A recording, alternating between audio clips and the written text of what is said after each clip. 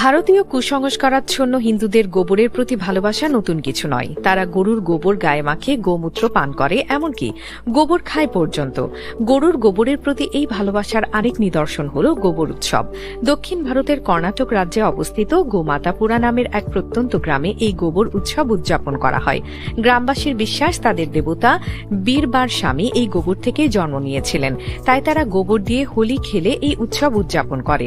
উৎসবের 6 মাস আগে থেকে গ্রামের লোকেরা গরুর গোবর সংগ্রহ করতে থাকে এবং দীপাবলির শেষে একে অপরের দিকে গোবর ছুঁড়ে মেরে ও গায়ে মেখে উদযাপন করে। স্থানীয়রা বলে, প্রতিদিন অল্প পরিমাণে গোবর খেলে তা ক্যান্সার নিরাময় করে বা ক্যান্সারের ঝুঁকি কমায়, সেই সাথে রোগ প্রতিরোধ ক্ষমতাও বাড়ায়। তাদের মধ্যে এটি বৈজ্ঞানিকভাবে পরীক্ষিত।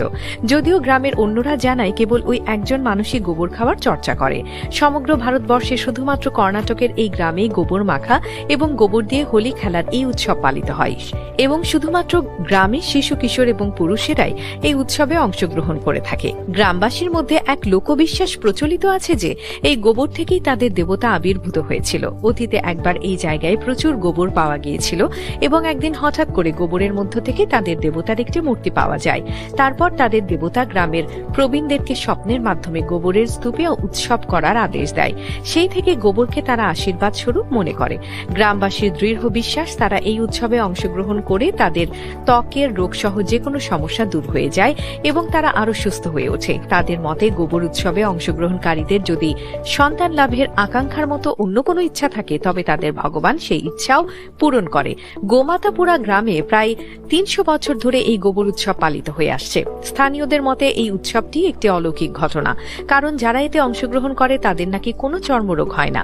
তবে গোবর নিয়ে উন্মাদনা শুধু দক্ষিণ ভারতের এই গ্রামেই নয়, বরং সমগ্র ভারতেই কম বেশি রয়েছে। কারণ হিন্দু ধর্মে গরুর গোবরকে পবিত্র বলে মনে করা হয় এবং কথিত আছে কোনো জায়গা পবিত্র ও বিশুদ্ধ করার ক্ষমতা গোবরের মধ্যে রয়েছে।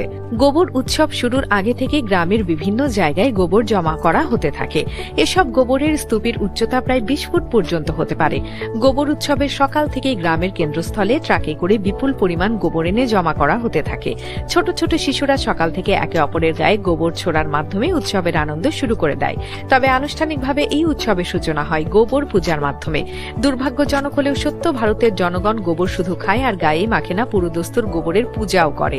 তারপর দিনভর চলে গোবরের স্তূপে নেমে অমানবিক উন্মাদনা। তারা হয়তো ধর্মীয় বিশ্বাস থেকে এই কাজটি করেন, কিন্তু কোনো সুস্থ স্বাভাবিক মানুষের কাছে এর চেয়ে জঘন্য দৃশ্য আর কিছু হতেই পারে না।